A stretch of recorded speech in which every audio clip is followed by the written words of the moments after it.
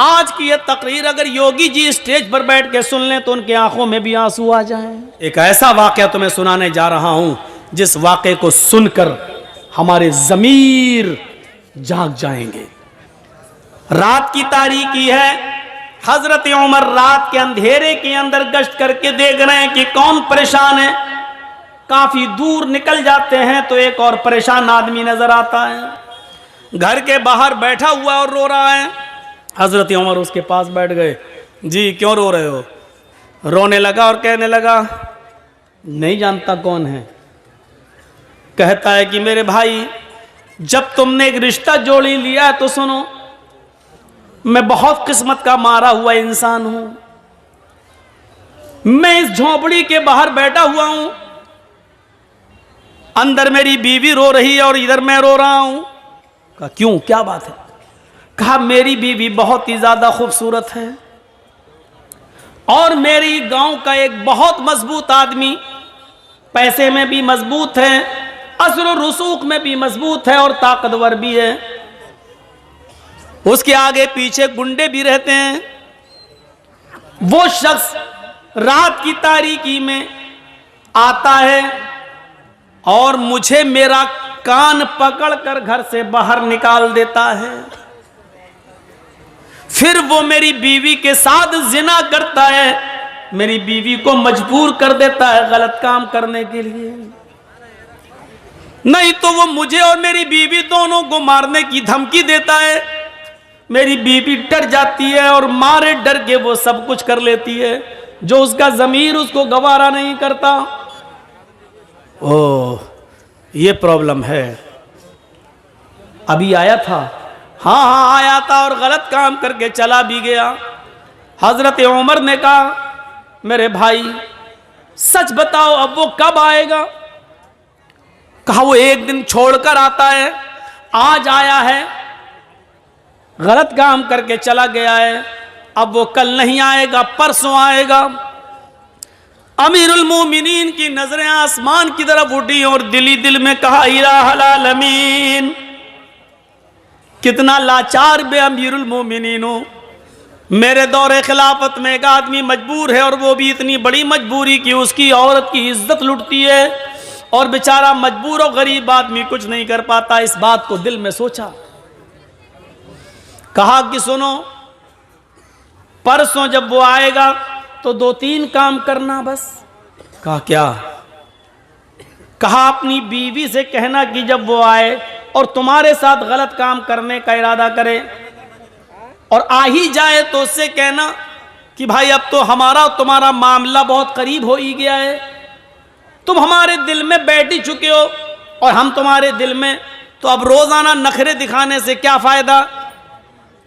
ऐसा करो कि ये काम तुम कर, जब चाहो तब कर लिया करो, लेकिन रोशनी में मुझे अच्छा नहीं लगता है। रोशनी में मुझे मेरे पति की, मेरे शौहर की याद आती है, इसलिए चिराग बुझाकर ये गलत काम करो और मैं खुलकर तुम्हारा सपोर्ट करूंगी। इतना कहना, वो तुम्हारी बीवी की बातों में आ जाएगा और चिराग बुझा देगा, बकिया काम मैं संभाल लूंगा। वो कहने लगा, क्या मतलब है तुम्हारा? बकिया काम संभाल लूंगा, क्या मतलब? कहा तुम डरो नहीं, कुछ नहीं होगा, और अपनी बीवी से ये कह देना कि खाना बनाकर रखना। यार ये क्या मसला, खाने से इसका क्या ताल्लुक है? बस जो कह रहा हूं वो करना। अपनी बीवी को बोलना कि खाना बनाकर रखे और जब वो तुमसे गलत काम करने लगे तो चिराग बुझा देना, बस। एक दिन गुजर गया, वो नहीं आया। दूसरा दिन वो आता है, जिना की नीयत लेकर आता है, जिना के इरादे से आता है, जिना करने के लिए आता है। उस गरीब आदमी की झोपड़ी में घुसता है। हजरत उमर फारूक पहले से तलवार लेकर छिपे हुए हैं। घर के मालिक को भी पता नहीं कि अमीरुल मोमिनीन आ चुके हैं। इस आदमी के आने का इंतजार कर रहे हैं। जब रात पूरी तरीके से अंधेरे में छा जाती है तब यह शख्स अंदर जाता है, कान पकड़कर घर के मालिक को बाहर बिठाता है, चल बाहर, चल उधर चल, अंदर कर दे बाहर। खुद अंदर जाता है, चिराग जल रहा होता है। बीवी ने आज मुस्कुरा कर कहा, अब आपसे क्या पर्दा करूं, हमारा आपका मामला तो अब रोज का हो चुका है। सुनो, ऐसा करो भाई, अब तुम करते ही हो गलत काम तो खुल के करो, लेकिन चिराग बुझा दो, क्योंकि चिराग जलता है तो मुझे शौहर का प्यार याद आता है। मैं चाहती हूं कि अपने शौहर को भूल जाऊं और तुम्हारी आगोश में आ जाऊं। अंधेरा कर दो। बातों में आ गया, चिराग बुझा दिया। उधर हजरत उमर इस ताक में थे कि गलत काम होने ना पाए, क्योंकि मैं बचाने के लिए आया हूं। जैसे ही चिराग बुझता है, हजरत उमर फारूक उस झोंपड़ी के अंदर घुसते हैं। अब खतरा था कि तलवार अंधेरे में चलाएं तो ऐसा ना हो कि आदमी की जगह पर, जानी की जगह पर इस गरीब आदमी की बीवी की गर्दन पर कहीं तलवार न चल जाए, इसलिए कुछ बोलना था। हजरत उमर अंदर घुसे और खांसे। वो समझा कि इसका पति आ गया अंदर। उसने कहा, अबे भाग, चल, अभी तो कुछ हुआ ही नहीं, तू आ गया, भाग। इसी आवाज को सुनना था हजरत उमर फारूक को। हजरत उमर फारूक ने देख लिया कि आवाज किस सिमत से आ रही है, उसी वक्त उसके सर को पकड़ लिया। जैसे ही उसके सर को पकड़ा और बाल पकड़ के खींचा तो उसके बाल भी लंबे लंबे थे। अब यह शक हुआ कि कहीं औरत के बाल तो नहीं है। अब वो उसको बार बार उसको बाल को झुमा रहे हैं, तो वो चीखता है, अबे क्या कर रहा है, अबे हट। समझ गए कि यही है, फौरन बाल पकड़ के गिराया, मारी एक तलवार। जिंदगी का रिकॉर्ड है, हजरत उमर ने जब भी किसी को कत्ल किया दोबारा तलवार चलाने की नौबत नहीं आई। एक ही वार में गर्दन तन से जुदा हो जाती थी। अंधेरे में भी तलवार मारी तो गर्दन अलग पड़ी हुई है, तन अलग है, तड़पने लगा। कहा, मेरी बहन जल्दी से चिराग जलाओ। चिराग जलाया गया, शक्ल देगी तो कहा, अल्हम्दुलिल्लाहि रब्बिल आलमीन। इधर आओ मेरे भाई, अंदर क्या बाहर क्या खड़े हो, तुम्हारा काम हो गया है। हैं? मार दिया, कत्ल कर दिया क्या? अरे अगर यह अमीरुल मोमिनीन को, उमर को पता चल गया तो मुझे भी कत्ल कर दिया जाएगा। ये तुमने क्या किया? एक और मुसीबत तुमने हमारे लिए खड़ी कर दी। हजरत उमर ने मुस्कुराते हुए कहा, पहले खाना लगाओ। लाश रखी हुई है, गर्दन कटी पड़ी हुई है, खून वहीं पर ताजा ताजा पड़ा हुआ है, और हजरत उमर वहीं बैठकर खाना खा रहे हैं लाश के पास। वो यहूदी बार बार देख रहा है कि ये कौन सी दुनिया का आदमी है, लाश के पास तो खाने की हिम्मत नहीं पड़ती और ये खा रहा है। और ये मुसलमान भी है। मुसलमान तो किसी के मरने के बाद इन्ना लिल्लाह पढ़ते ही अल्हम्दुलिल्लाह पढ़ रहा है। और कत्ल ही करना था तो चिराग क्यों बुझवाया इसने? चिराग जलता तो अच्छी तरीके से पहचान सकता था और मारने में आसानी रहती, लेकिन इसने चिराग बुझाने के लिए क्यों कहा? हजरत उमर फारूक जब वहां से जाने लगे तो उसने पैर पकड़ लिए। कहता है, मेरे ऊपर मुसीबत खड़ी करके कहां जा रहे हो? उमर के किसी आदमी को पता चल गया तो मुझे भी कत्ल कर दिया जाएगा। हजरत उमर ने कहा, पैर छोड़ो, क्यों डरते हो? क्या बात है? मैं ही उमर हूं। हाँ, मैं ही उमर हूं। मैं सिर्फ मुसलमानों का अमीर नहीं हूं, गैर मुस्लिमों की परेशानियों को दूर करना भी हमारी जिम्मेदारी है। हमारे हुदूद में आते हो तुम। हमारे भी आदमी आएंगे, इस डेड बॉडी को उठा के ले जाएंगे, आपको घबराने की जरूरत नहीं है। अब उसकी जान में जान आई। हजरत उमर जाने लगे तो कहा कि जाऊं? उसने कहा, जा रहे हो, लेकिन दो तीन बातें अगर बता सकते हो तो बता दो। कहा, क्या? कहा, अमीरुल मोमिनीन, चिराग की रोशनी अगर जल रही होती तो आपको इस आदमी को मारने में आसानी थी, लेकिन आपने ये क्यों कहा था अपनी बीवी से कह देना कि चिराग बुझा देना। और जब चिराग जलाकर देखा तो आपने इन्ना लिल्लाह के बजाय अल्हम्दुलिल्लाह आपने क्यों कहा? और आपने ये क्यों कहा था कि खाना बनाकर रखना? खाने से इसका क्या ताल्लुक था? ये तीन बातें मेरी समझ में नहीं आई। हजरत उमर ने कहा, मेरे यहूदी भाई सुन, जब तूने मुझे परसों अपनी बीवी की दास्तान सुनाई, इंसानियत देखिए, मानवता देखिए, सोचिए जरा, ये अमीरुल मोमिनीन है और एक यहूदी की मदद करने पहुंच रहे हैं। यहां 750 किसान के मरने के बाद कानून वापस लिया जाता है, लेकिन 2 मिनट का मौन तक नहीं रखा गया। मोदी जी आज तक उन 700 किसानों को शहादत का दर्जा देने के लिए तैयार नहीं है। अगर शहादत का दर्जा देंगे तो यह मानना पड़ेगा कि आंदोलन सही था। सोचिए, राजनीति इंसान को कहां से कहां पहुंचा देती है, कहां से कहां तक। किसान कानून वापस लिया जा रहा है, लेकिन उस बेटे के बाप को मंत्री पद से अभी भी बर्खास्त नहीं किया जा रहा है, जिसके बेटे ने किसानों के ऊपर गाड़ी चढ़ा दी। ये राजनीति क्या क्या गुल खिलाती है। कहा परसों जब मैं आया था और तूने मुझे अपनी दास्तान सुनाई थी, तो उस दिन मैंने सोचा, तूने कहा कि बड़ा असर रसूख वाला आदमी है, जान पहचान वाला आदमी है, पैसे वाला आदमी है। तो मैंने सोचा कि आए उमर, ये गलत काम करने वाला कहीं तेरा बेटा तो नहीं है, कहीं तेरे खानदान का कोई आदमी तो नहीं है। इतनी हिम्मत किसकी है जो मेरे दौरे खिलाफत में यहाँ आकर ये काम कर रहा है? तो मेरे दिल में ये ख्याल आया कि इतना गंदा काम मेरे दौरे खिलाफत में कोई मेरे खानदान का, मेरे घर का कोई आदमी तो नहीं कर रहा है। इसलिए मैंने कहा था चिराग बुझा देना। आए मेरे यहूदी भाई, जब मैं घर के अंदर घुसा चिराग बुझाने के लिए, इसलिए कहा था अगर चिराग जल रहा होता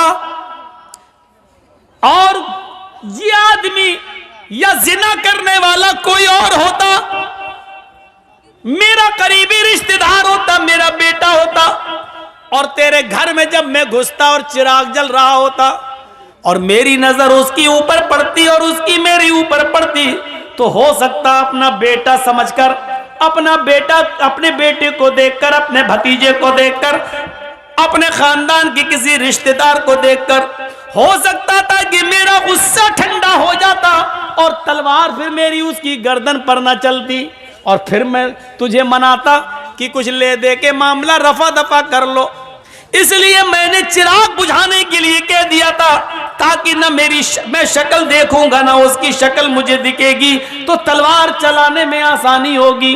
फिर मैंने उसकी गर्दन पे तलवार चलाई, और जब गर्दन मेरे हाथ में आ गई तन अलग, तो फिर मैंने तुम्हारी बीवी से कहा, बहन जल्दी से चिराग जलाओ, इसलिए कि मैंने ये देखने की हिर्स थी, लालच था कि देखें मरने वाला मेरा रिश्तेदार तो नहीं है। जब चिराग जला और उसके सर पर मेरी नजर पड़ी तो मैंने अल्लाह का शुक्र अदा किया, इसलिए कि अल्हम्दुलिल्लाह मरने वाला मेरा खानदान का नहीं, मेरा रिश्तेदार नहीं, मेरा बेटा नहीं, मेरा भतीजा नहीं, मरने वाला भी गैर मुस्लिम है, तू भी गैर मुस्लिम है, ये गलत काम करने वाला भी गैर मुस्लिम है। इस पर मैंने अल्हम्दुलिल्लाह रब्बिल आलमीन पढ़ा। तमाम तारीफें अल्लाह के लिए हैं जिसने जो दोनों जहान का पालनहार है, इसलिए मैंने अल्हम्दुलिल्लाह पढ़ा है कि मरने वाला मेरे खानदान का नहीं है। उसने कहा अच्छा, खाना बनाने के लिए क्यों कहा? कहा जब तूने परसों मुझे ये दास्तान सुनाई तो उसी दिन मैंने कसम खा ली, उमर तेरे दौरे खिलाफत में यह आदमी परेशान है और तू आराम से कैसे खाना खा सकता है, तू कैसे पानी पी सकता है, तू मौज मस्ती के साथ कैसे रह सकता है। आए उमर, उस वक्त तक तेरे ऊपर खाना हराम है जब तक कि उस आदमी के लिए खाने के लिए रास्ता हमवार न कर देगा, जब तक कि इस आदमी को मारकर और उस आदमी को नजात देकर जब तक मैं फारिग न हो जाऊं तब तक मैं खाना नहीं खाऊंगा। मैं परसों से भूखा हूं, कल दिन भर नहीं खाया, आज दिन भर नहीं खाया। जिंदा रहने के लिए मैंने 1-2 खजूरें खाई और पानी पिया। मेरे दिल में यह था कि जब तक तुझे इस मुसीबत से नजात न दिला दूं, तुम्हारे लिए खाने पीने का रास्ता हमवार न कर दूं। जब तुम चैन से नहीं खा पा रहे हो तो मैं चैन से कैसे खाऊं? जब तुम चैन से बैठ नहीं पा रहे हो तो मैं चैन से कैसे बैठूं? इसलिए मैंने खाना नहीं खाया था। अल्हम्दुलिल्लाह आज मैंने पेट भर के खाना खाया। एक आदमी की मुसीबत को अपनी मुसीबत समझना, उसके दर्द को अपना दर्द समझना, यह इस्लाम है। इन्नद्दीन इंदल्लाहिल इस्लाम, अल्लाह की दृष्टि में, अल्लाह की नजर में सबसे बेहतर दीन इस्लाम है। यह इंसानियत हमारे और आपके अंदर होनी चाहिए। वरना एक औरत कह देती थी रात के अंधेरे में, एक औरत रात के अंधेरे में हजरत उमर ने देखा कि हांडी जल रही है। उस औरत के पतीली का ढक्कन खोल के देखा तो उसमें सिर्फ पानी गर्म हो रहा है और 2-3 पत्थर पड़े हुए हैं। उस औरत से पूछा, ये क्या है पानी के अंदर पत्थर? कहा कि मैं नहीं जानती ये कौन है। कहती है क्या करूं, बच्चे भूखे हैं, इनको तसल्ली दे रही हूं। आग जलती रहेगी, हांडी पकती रहेगी, पत्थर उबलते रहेंगे और इन बच्चों को इंतजार में, हाँ मेरी माँ खाना बना रही है, नींद आ जाएगी और भूखे सो जाएगी। बच्चों को धोखा दे रही हो तो क्या करूं, मेरे पास जब कुछ है नहीं। तुमने अमीरुल मोमिनीन से क्यों नहीं कहा, उमर से क्यों नहीं कहा? उस औरत का जवाब देखो क्या है। कहती है मैं उमर के पास क्यों जाऊं कहने के लिए, क्यों जाऊं मैं?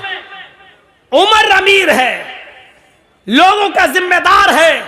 उमर की ड्यूटी है ये पता लगाना कि किसके घर में चूल्हा जल रहा है और किसके घर में चूल्हा नहीं जल रहा है। मेरे भाई तुम गवाह रहना, हजरत उमर से ही कह रही है, मेरे भाई तुम गवाह रहना, कल कयामत के दिन मैं उमर का गरीबान पकड़ूंगी। आज कोई योगी जी से कह दे देख लेंगे तुम्हें कयामत के दिन, या कुछ उल्टा सीधा एक जुमला बोल दे, जमानत नहीं होगी आपकी, राष्ट्रद्रोह का मुकदमा ठुक जाएगा। राष्ट्रद्रोह का एक तो ठोंक दो वाली भाषा और दूसरा मुकदमा। देखा ना डॉक्टर कफील के ऊपर कैसे कैसे मुकदमे चलाए थे, जिसने बच्चों की जान बचाई हो, अपने घर का ऑक्सीजन लेकर बच्चों की जान बचाई हो, उसके ऊपर राष्ट्रद्रोह का मुकदमा। हजरत उमर से कहा उसने कयामत के दिन मैं उमर का गरीबान पकड़ूंगी। उमर बोले बहन उमर को क्या मालूम तुम्हारी हालत का नहीं मालूम है तो मालूम करना चाहिए। ज्यादा पक्ष मत लो उमर का, ज्यादा पक्ष मत लो उमर का, चलो यहां से। हजरत उमर कहते हैं मेरी बहन तुम रुको, तुम बहन हो, मैं घर से कुछ इंतजाम करता हूं। ये नहीं बताया कि मैं ही उमर हूं। अंदर गए, दरबार खिलाफत में अपने गुलाम मसलम को जगाया, आटे की एक बोरी, घी वगैरह, अनाज वगैरह और उस जमाने में जो फल फ्रूट जो अनाज चलता था उसकी एक थैली ली, एक पीठ पे लादी, तेल और घी अपने हाथ में लिया और चलने लगे। उनका गुलाम कहता है अमीरुल मोमिनीन ये क्या कर रहे हैं आप? हमारे आका है, मैं आपका गुलाम हूं, ये सारा बोझ उठाने के लिए मैं हूं, आप नहीं। हजरत उमर ने जो जवाब दिया सुनिए, वो इस मुल्क के जिम्मेदारों के लिए जरूरी है। हजरत उमर ने जवाब दिया नहीं नहीं नहीं नहीं, कयामत के दिन उस औरत ने मेरा गरीबान पकड़ने की बात कही, तुम्हारा नहीं। इसलिए इस गल्ले की बोरी को मैं ही अपनी पीठ पर ला दूंगा और मैं ही लेकर जाऊंगा। हजरत उमर उस गल्ले को लाद कर जाते हैं, अपने हाथ से आटा गूंथते हैं, अपने हाथ से सालन तैयार करते हैं, अपने हाथ से बच्चों को खाना खिलाते हैं, फिर उस औरत से कहते हैं बच्चों की मां बहन तुम भी खाना खा लो। फिर उस औरत ने खाना खाया। जब हजरत उमर फारूक ने उन सबको खाना खिला दिया और वहां से जब आने लगे तो उस औरत ने पीछे से दामन पकड़ के कहा लोग कितने बेवकूफ हैं जो उमर को खलीफा बना देते हैं। उमर के अंदर खलीफा होने वाली कोई चीज नहीं पाई गई। अरे खलीफा बनने के लायक तो आप हैं, अमीरुल मोमिनीन तो बनने के लायक आप हैं। आप रात में उठते हैं और गरीबों की देख रेख करते हैं। आपने हमारे बच्चों का पेट पाला, अल्लाह आपका पेट आपके बच्चों को आबाद रखे। हजरत उमर फारूक रोने लगे। उस औरत ने कहा तो आपने मुझे बहन कहा और आप रो रहे हैं। आपने मेरे घर में खुशियां दी है, बच्चों को खिलाया है और मेरी वजह से आपकी आंखों में आंसू। कहा नहीं मेरी बहन, तेरी वजह से आंसू नहीं, आंसू तो इन जुमलों से आए हैं कि तूने कहा कयामत के दिन में उमर का गरीबान पकड़ूंगी। मेरी बहन मैं तुझे कैसे बताऊं कि मैं ही उमर हूं, अमीरुल मोमिनीन मैं ही हूं, और ये मेरी गलती है कि अब तक तेरे घर की खबरगिरी मैं नहीं कर सका। मेरी बहन कयामत के दिन अब मेरा गरीबान मत पकड़ना। मेरी बहन अल्लाह के दरबार में इतनी गवाही दे देना कि मेरा एक जुमला जब सुना तो इसने मेरे बच्चों को खिला दिया था और अपनी जिम्मेदारी पूरी की। क्या जिम्मेदार देखिए कैसा था, वो अपनी जिम्मेदारी को समझता था। हम अपनी जिम्मेदारी नहीं समझते, अपना हो या पराया हर एक की खिदमत करना ये इस्लाम कहलाता है। यही इस्लाम का दर्स है, यही इस्लाम है, इसी इंसानियत का नाम इस्लाम है। हम भूल जाते हैं, हम फरामोश कर देते हैं। 4 साल हो जाते हैं हजरत उमर फारूक को। 10 साल तो खिलाफत की है, 10 साल में 4 साल ऐसे गुजरे कि रात के अंधेरे में रोजाना एक घर में जाते। एक सहाबी है हजरत तुफैल दौसी, कबीले दौस से उनका ताल्लुक। उनको शक होता है कि उमर ये रात को रोजाना कहां जाते हैं। पूछ पूछ के थक गए, लेकिन हजरत उमर ने नहीं बताया कि मैं रात को कहां जाता हूं। एक दिन तुफैल दौसी को तजस्सुस सूझ गया, देखें कहां जाता है उमर। रात की तारीकी में, रात के अंधेरे में जासूसी करने लगे। हजरत उमर आगे आगे जा रहे हैं, तुफैल दौसी पीछे पीछे पेड़ से छुप छुप के कि उमर मुझे देख न लें। हजरत उमर दाएं बाएं देख रहे हैं, लेकिन इनको पीछे का कोई आदमी दिखाई नहीं दे रहा है। चल दिए 4-5 मील दूर एक बियाबान आबादी में, आज बियाबान जगह आ जाते हैं। 5-6 झोपड़ियों के अलावा वहां कुछ नहीं है। एक झोपड़ी में चिराग जल रहा था। हजरत उमर फारूक ने दाएं बाएं देखा कि मुझे कोई नहीं देख रहा, उस झोपड़ी के अंदर घुस जाते हैं। तो तुफैल दौसी को शक हो गया कि उमर इतनी रात में इस झोपड़ी में क्या करने गया। इंसान की फितरत है, रात के अंधेरे में आप भी अगर दाएं बाएं देखें और कोई ना आपको देख रहा हो, चुपके से आप किसी घर में घुस जाएं, वो भी रात के अंधेरे में, तो मेरे दिल में तो तरह तरह के ख्यालात उठेंगे ही कि आप क्यों गए, इतनी रात में क्यों जा रहे हैं। तुफैल दौसी कहते हैं कि मैं उमर के निकलने का इंतजार करने लगा कि इतनी रात में उमर इस घर में क्या करता है और रोजाना आता है क्या करता है। काफी देर के बाद उस झोंपड़ी से जब हजरत उमर निकले और सीधे चले गए, तो तुफैल दौसी ने कहा जा रहे हैं जाने दो, मैं झोंपड़ी में जाके देखूं कि इसमें क्या है। हजरत तुफैल जब उस झोंपड़ी में घुसते हैं तो क्या देखते हैं कि कोने में चिराग जल रहा है। उस चिराग के पास खजूर के पत्तों की बनी हुई एक चटाई बिछी हुई है। उस चटाई के ऊपर कोई लेटा हुआ है। करीब गए तो पता चलता है कि एक औरत है, और करीब जाते हैं तो पता चलता है कि वो बूढ़ी औरत है, और करीब गए तो क्या देखते हैं कि वो तो आंखों से अंधी है, दांत उसके मुंह में नहीं है और हाथों से कोड़ी और पैरों से लंगड़ी है। हजरत तुफैल उसके पास बैठ जाते हैं और कहते हैं माँ। उसने कहा जी क्या मैं तुमसे कुछ पूछना चाहूं तुम बताओगी? उसने कहा बोलो बेटा।